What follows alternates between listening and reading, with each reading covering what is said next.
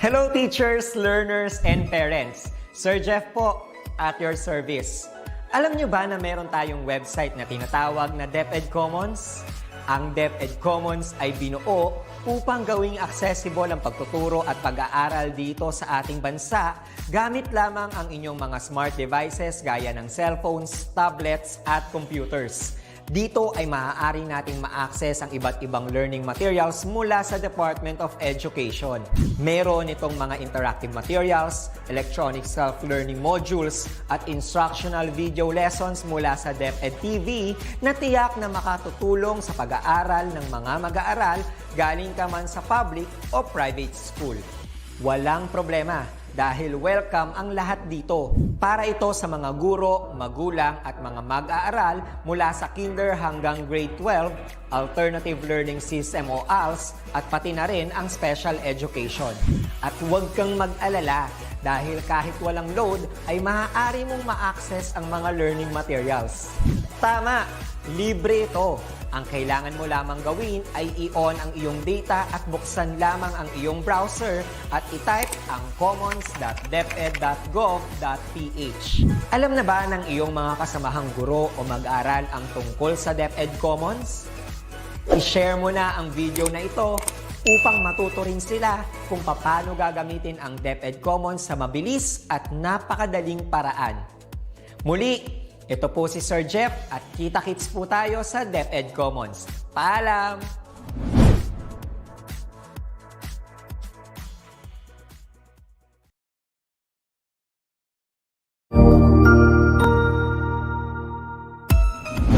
Mabuhay! Good day to all! I am your tutor Madge. Welcome to ETULay, a free online tutorial, an initiative of the Department of Education, Information and Communications Technology Service, Educational Technology Unit, ICTS EdTech. This program is aimed at helping and assisting learners from kindergarten, senior high school, ALS, Alive, and SPED learners. Aside from answering the modules, the ETULay is offering programs which you will surely look forward to. Together with our parents and teachers, the ETULay will bridge the gaps where difficulty and ease meet in learning new knowledge and skills. So, let us prepare our module, pen and paper. Ready your mind to see and hear worthwhile and interesting lessons. Let us now study and learn, together with our volunteer online tutors. Tara na!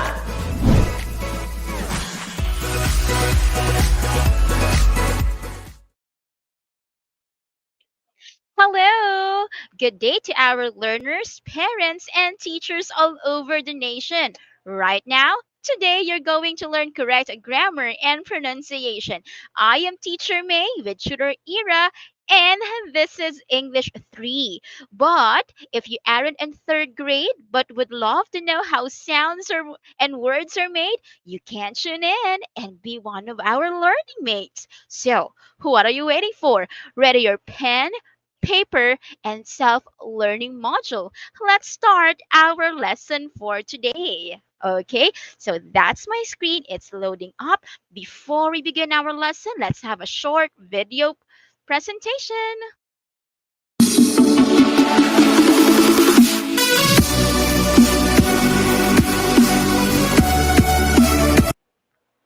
Because it's our first day of school, it's our first day of meeting with each other.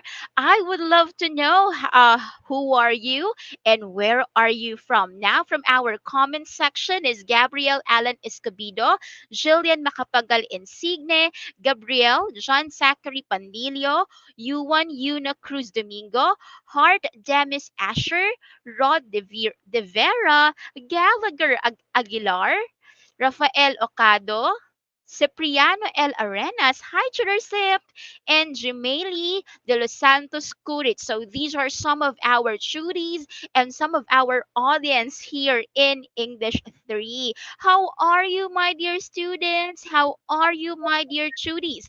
So far, we are on our second day of school. And remember, Tuesday or every Tuesday is Choose English Day. And on 220 or at 220, to 3 p.m. Mark your calendars, mark your planners, mark your schedules because that is the time for English 3.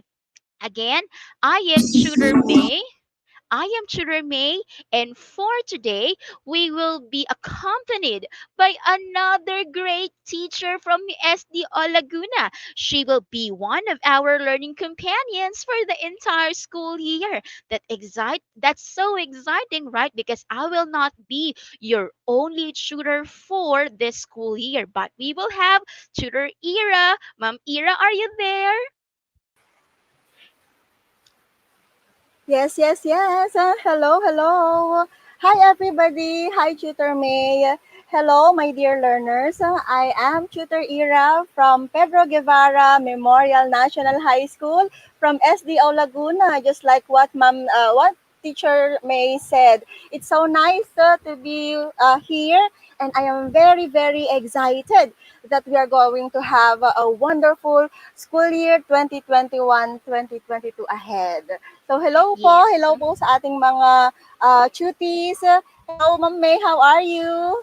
I am fine, Tutor Ira, and seeing you today, that makes the day so much better. For our cuties, mag-heart react nga kayo sa comment section if you are excited for this school year because we have not only one, but two tutors for this school year. Okay, again, we will be waiting for your heart reactions Yes. on the comment section kasi hindi lang kayo ang excited, pati rin kami excited. Katulad na lang ng mga nandito sa ating comment section, katulad ni Chloe, ni Eric, ni Benoy, ni Abby, at ni Rhymer. Ayan, marami na pong nag-heart sa ating comment Wow. section.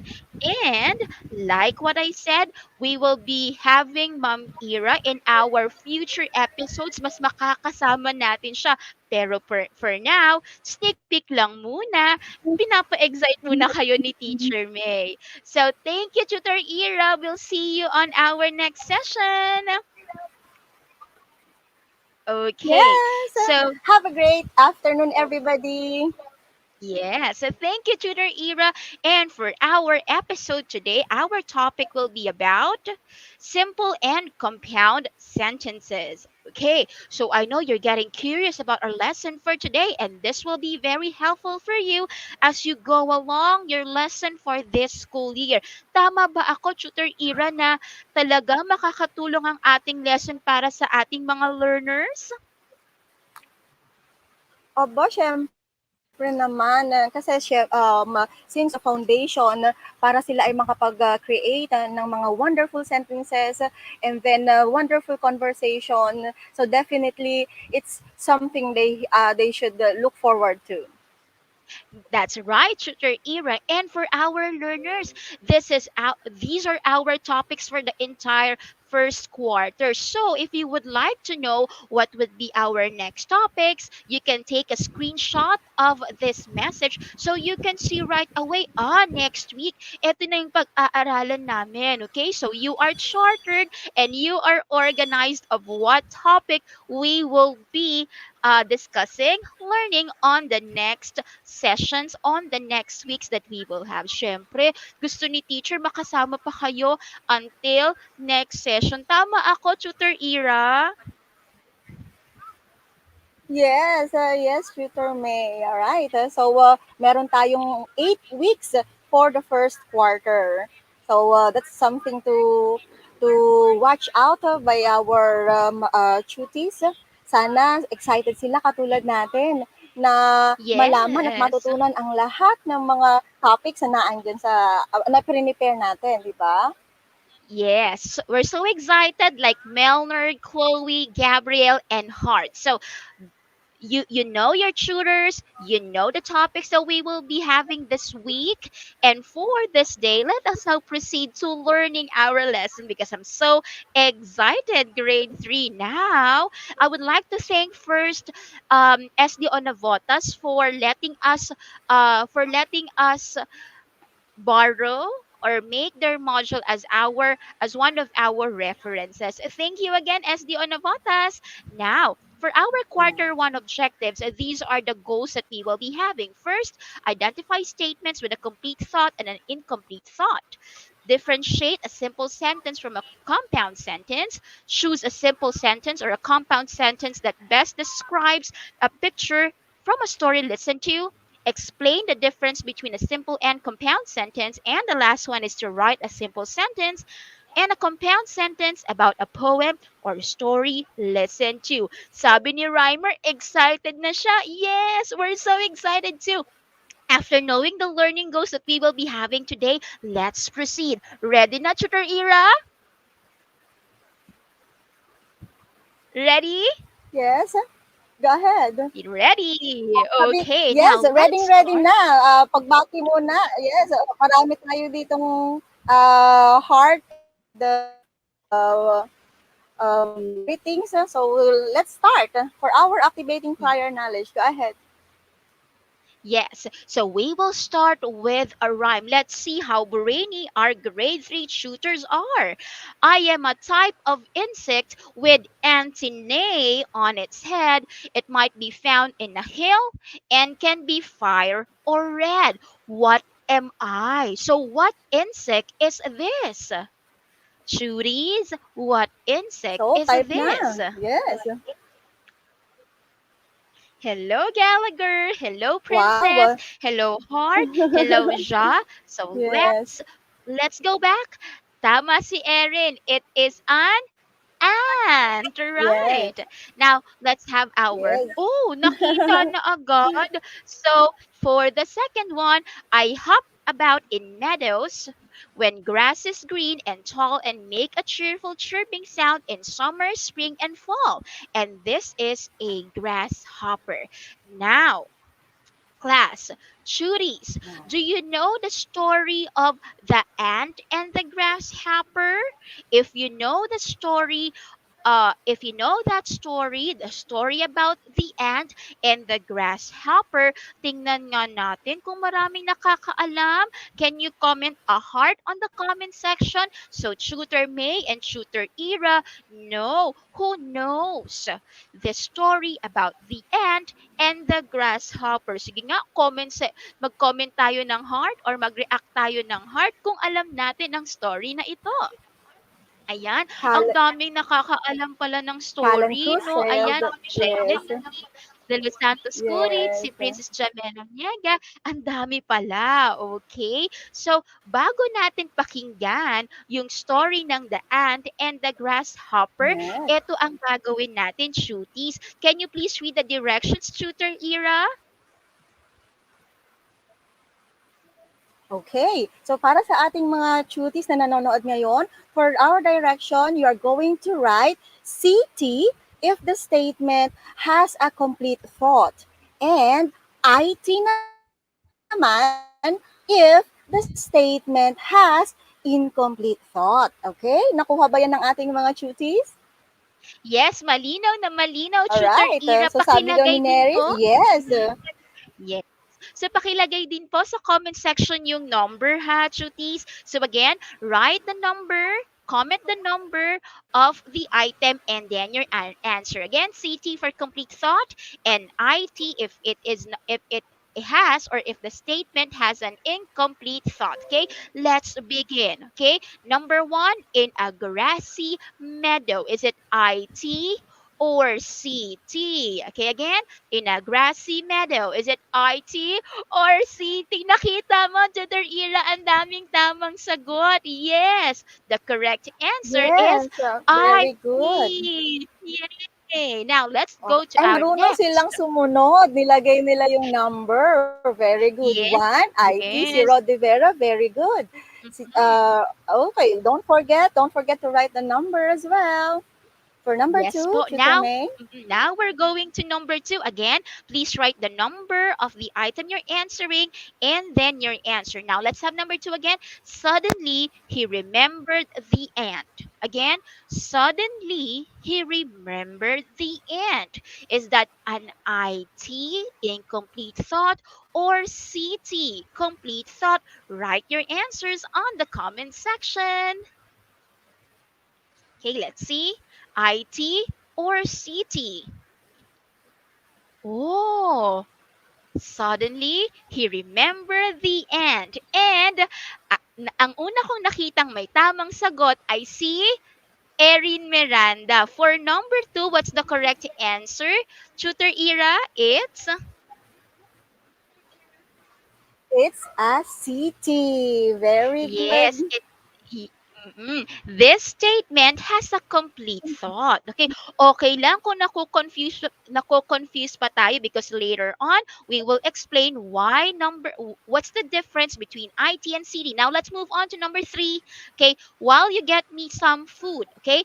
Is it IT or CD? Again, write the number of the item you are answering kasi marami pong mga answer na nakikita sila teacher. So, mas malalaman ni teacher na you're getting the correct answer if you will be putting the number of the item you're answering. Again, number 3, while you get me some food. While you get me some food, is that CT or IT?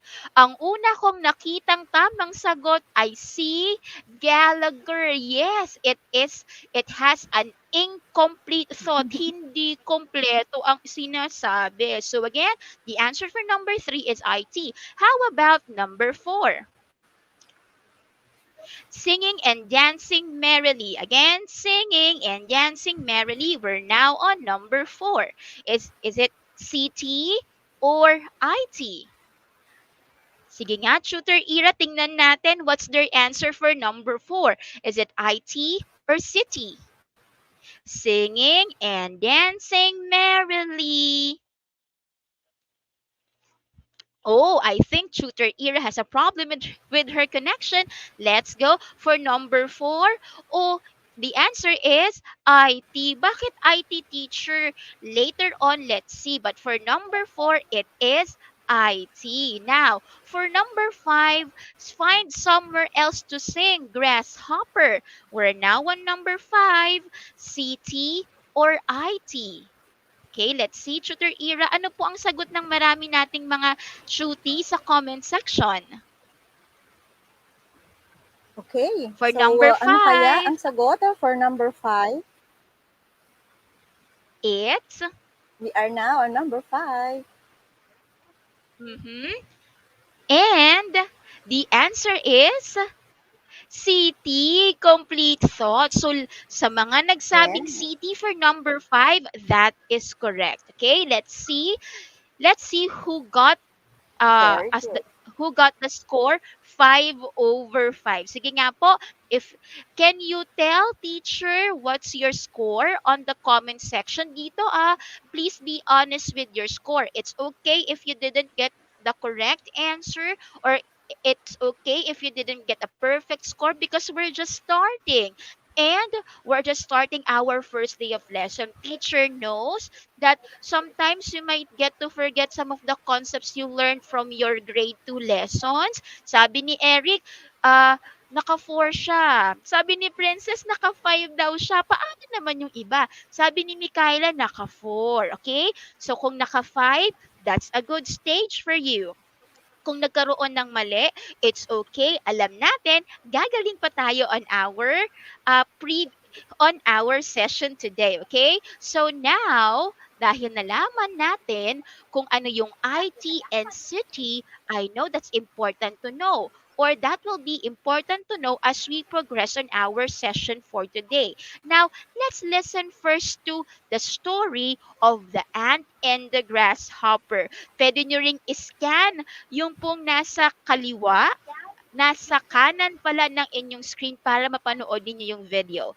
Pero kung hindi ma-scan, let us watch the video all together about the ant and the grasshopper. Let's begin. Right.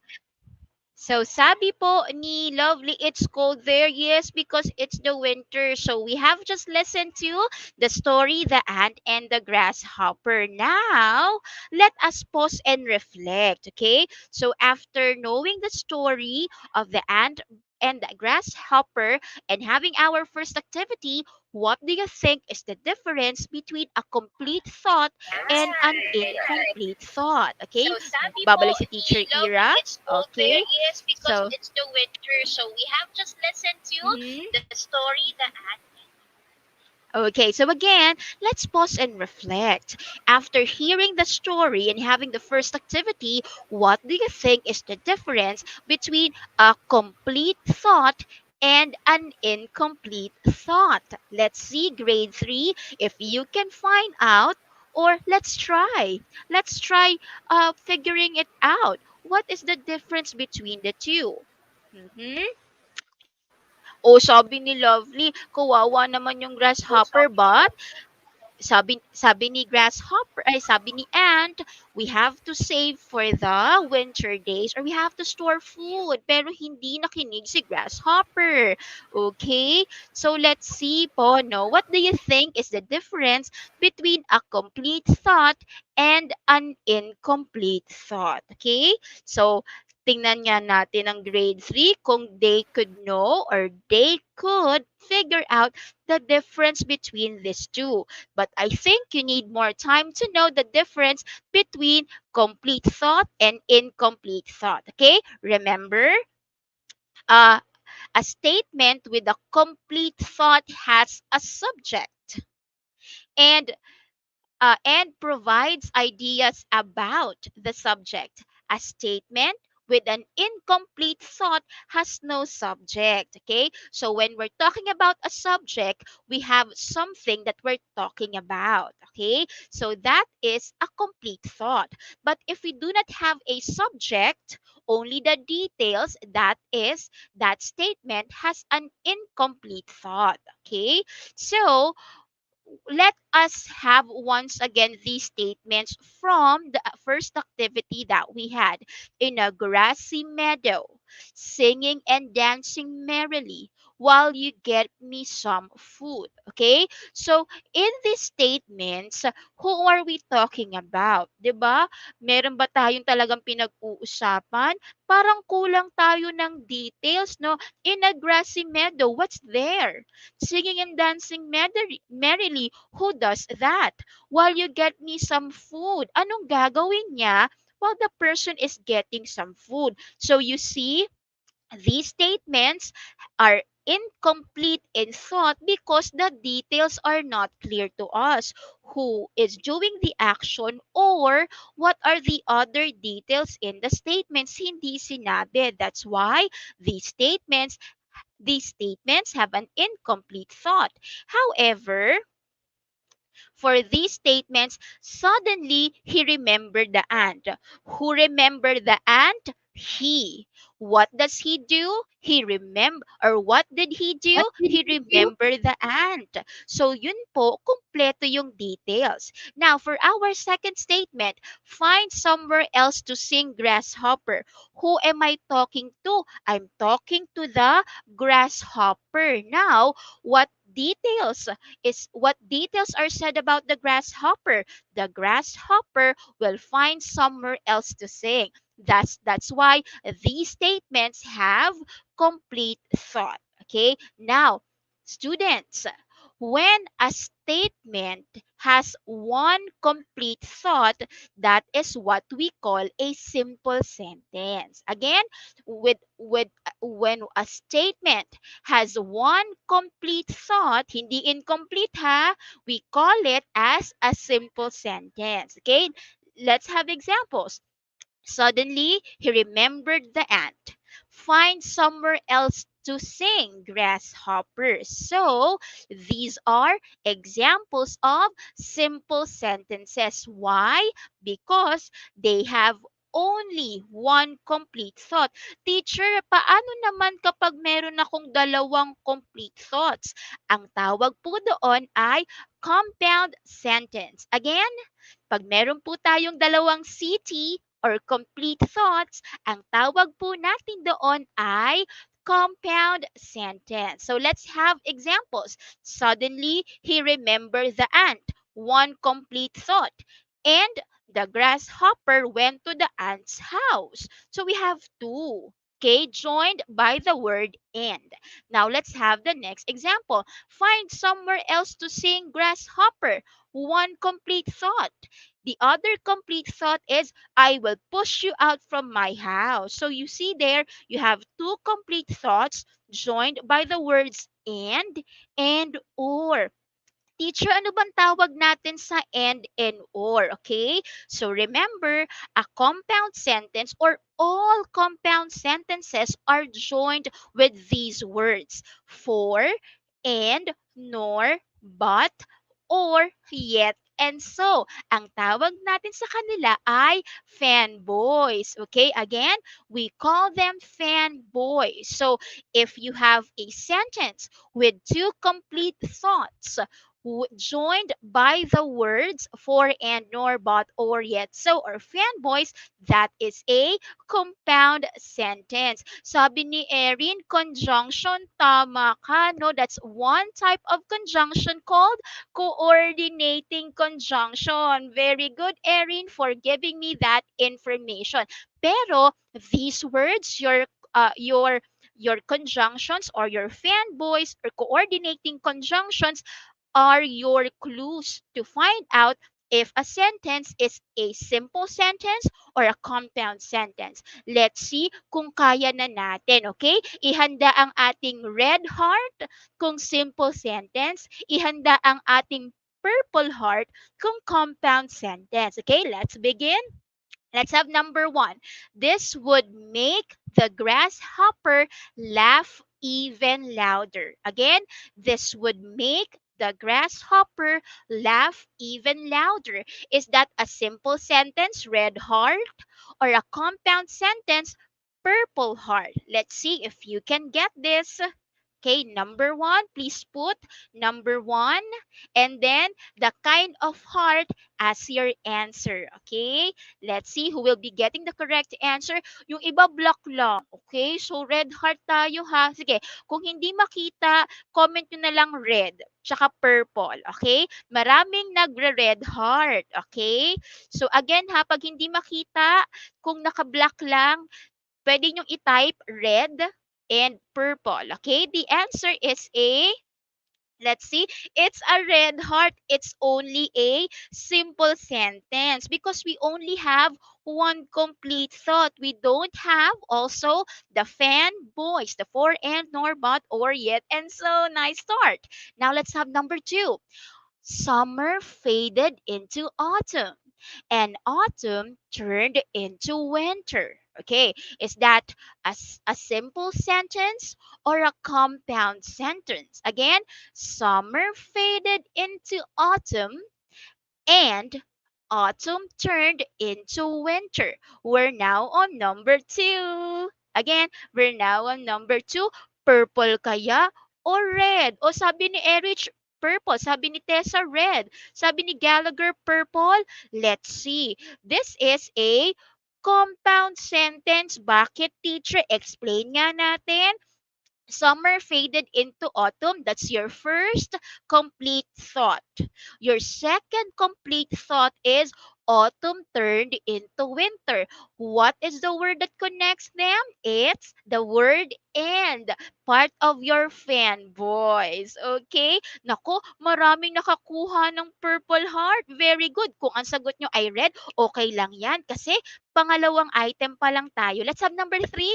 The grasshopper would look at her and laugh. Okay? Oh, meron akong word na and, teacher. Pero tingnan natin, dalawang complete thoughts ba yan? Okay, sige ha.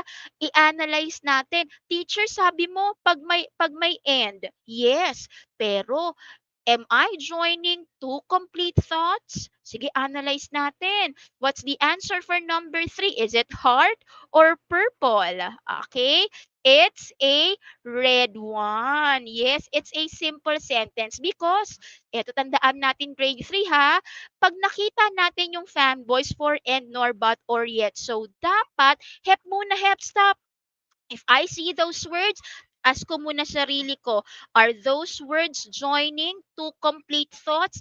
Pag hindi, it's just a simple sentence. Sana nagigets natin. Okay, number 4. There is no warmth or food for you here. Again, there is no warmth or food for you here. Okay? Again, red or purple. Ah, teacher, may nakita akong dalawa sa fanboys or and for. Pero, ask muna natin sarili natin, are these words connecting to complete thoughts? Pag oo, compound sentence.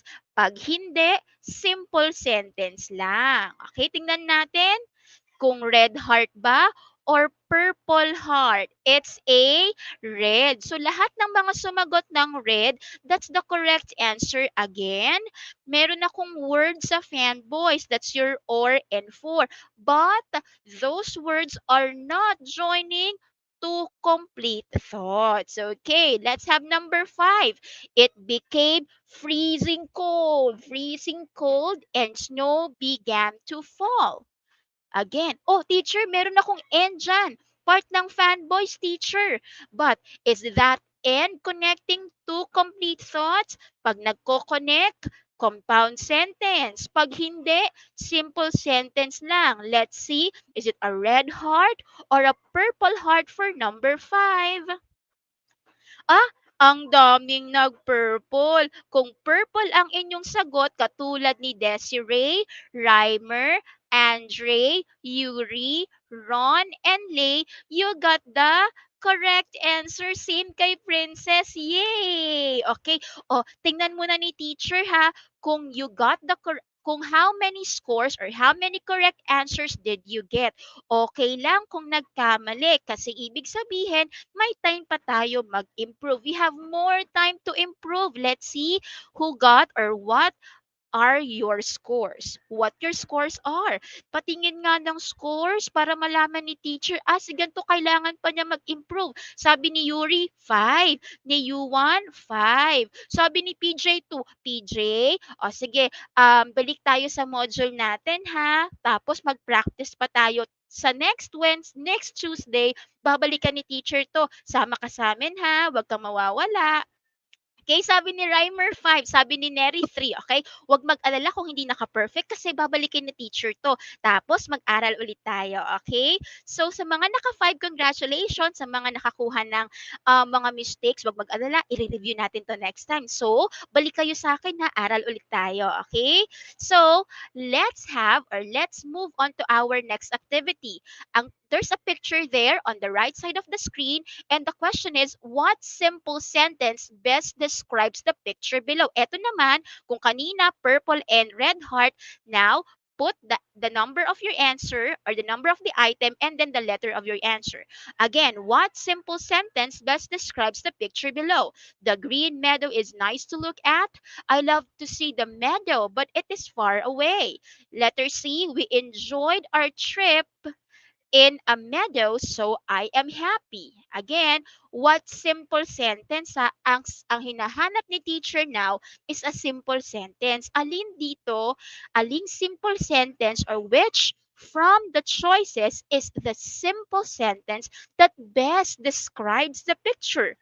Kung may nagsagot ng A, may nagsagot ng C. Pero kung ang sagot nyo ay A, tama kayo, teacher. Bakit? Kasi B has the word but and it connects to complete thoughts. Like with letter C. Okay? Kasi complete thoughts, C, we enjoyed our trip in a meadow and I am happy. Okay? Sige. Let's have number 2. At eto naman, compound sentence ha. What compound sentence best describes the picture below? The grasshopper did not store food, so he deserved a lesson. The grasshopper loves to eat grass or insects. Letter C, the grasshopper hops fast. Again, I'm looking for a compound sentence that best describes our picture there on your screen. Number 2 na tayo. Is it A, B, or C? Sabi ni Princess B daw. Again, compound sentence tayo ha. Compound sentence, sabi ni Gabrielle, ni Gallagher, letter A. Erin, A. Jayden, C. Princess Monterico, A. Tingnan nga natin, the answer is letter A. Bakit, teacher? Kasi sa letter B may or. Pero it's just a simple sentence. Why? Because your or does not connect to complete thoughts. Isa lang ang complete thought. Pero gumamit ako ng or. 'Di ba sabi natin, hindi lahat ng sentence na may fanboys for and nor but or yet so ay compound sentence. Dapat andun sila sa sentence and should be connecting to complete thoughts. CC naman, it's just a simple sentence. Now let's move on to number 3. Okay? Again, it's a compound sentence. What compound sentence best describes the picture below? I learned that we should prepare for the bad days. I learned to prepare for bad days, for it is better to be ready. Letter C, I learned that the ant and the grasshopper are friends. Okay, we're now on number 3. Ay, ma'am, tama po si PJ. Okay, thank you for that. Okay, what compound sentence best describes the picture below? O dapat daw may compound sentence ito, not a simple sentence. Let's see. Tama si Flor? Okay, may nagsagot ng B, may nagsagot ng A, may nagsagot ng C, pero mas marami ang letter B. Kung letter B ang inyong sagot, tama ka. Ang galing mo. Teacher, bakit? Kasi you have the conjunction for. 'Di ba? You have the conjunction for and it connects to complete thoughts. Teacher, ano yung complete thoughts na yon? I learned to prepare for bad days. That's one. My second complete thought is it is better to be ready. Yung A and C, yung A may for siya but it does not connect to complete thoughts. Si C, yes, meron siyang and, pero again, and does not connect to complete thoughts. Okay, let's have number. Ay, tapos na. Okay, so let me complete this sentence. A simple sentence has blank complete thought while a compound sentence has blank complete thoughts joined by connecting words called blank. Ay, okay? Para nakita nyo ata, pero let's see kung kaya nating i-complete ang sentence na ito. Okay, sabi ni John Lloyd, naka-3 daw siya. Sige nga, bago tayo mag-proceed dito, can you tell teacher your score for the activity? How many of you get the perfect score 3? Si Reimer daw, si Jillian, sino pa? Si Heart, si John Lloyd, si Reimer, ay nasabi ko na si Reimer, si Pia, si Pia naka-3 din. Okay? So, yay! Kung nagkamali, babalikan natin yan next week ha. Huwag mag-alala. So, let's complete this statement. So, a simple sentence has how many complete thoughts? Sige nga, sabi ni TJ, sabi ni Gallagher, 1. Okay, paano naman kapag compound sentence? How many complete thoughts does a compound sentence have? Ilan po? Okay, sabi ni Catherine naka-2 siya. Andre 2. Okay lang 'yon. Okay? How about the compound sentence? Ilang complete thoughts? 2. And what are the connecting words called? Yung for and nor but yet or so, it is called what? Let's see. Anong tawag natin sa ating mga keywords? Yung for and nor but yet or so. Tama si Erin. Fanboys or kanina nag-advance si Erin. That's a nice point for you. Coordinating conjunction. Tama rin si Terry and Jao. Yay! Gallagher, tama rin. Christian, yay! So I hope you learned a lot with our lesson for today. Ayan, shanan. Remember that because we will review that in our next session. So let's summarize what we know. Yes, teacher, patapos na kami. And let's recap what we learned for today. A statement with a complete thought has a subject and provides ideas about the subject. A simple sentence has one complete thought. A compound sentence has two complete thoughts joined by the connecting words for and nor but or yet and so or fanboys. Okay, ako si teacher, fan ako ng BTS. How about you? Anong fan kayo or sino sa A fan kayo ng what group? Are you a fan of Twice? Are you a fan of Red Velvet? Are you a fan of BTS like me? So, mag-comment sa comment section para malaman ni teacher na, uy, si ganito fan pala siya ng ganito. Yes, sabi ni Jillian, BTS. Oh, ang dami ko palang, daming parehas na fan. And I am not a fanboy, but I am a fangirl of BTS. Ay, may Blackpink. Yay! Yung mga ones natin. Tsaka yung ating mga blackjacks, no? Ayan. Okay, so remember, fanboys would be one of our cues to find out a compound sentence. Now, here's your assignment. Grade 3 learners, Teacher May will be showcasing your work next time. So, di ba kanina we listened to the story, The Ant and the Grasshopper? I know you are a reader. Now, I know you are a reader, so etong gagawin natin. Draw a part or scene from a story or poem that you have listened to. So it can be any story or any poem that you have listened to. Describe your drawing. You have to describe your drawing by writing a simple sentence and a compound sentence. Okay, I hope that's clear to you that you will draw a scene or a part of a poem that or story that you have listened to, and you will describe your drawing using ano daw po, simple sentence and a compound sentence. Take a picture of that, of your artwork, and send it to Tutor May and Tutor Ira. How are you going to find us? There, just search for our names on Facebook.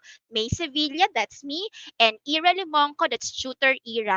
We will be looking forward for your drawings. Kailangan meron tayong example, isang simple sentence, isang compound sentence. Teacher May and Teacher Ira will be looking forward to your masterpieces. O ayan, we are almost done. So, that's it for English 3. My dear grade 3 learners, huwag nyo kaming iiwan ha. We will see you next time. Bye po!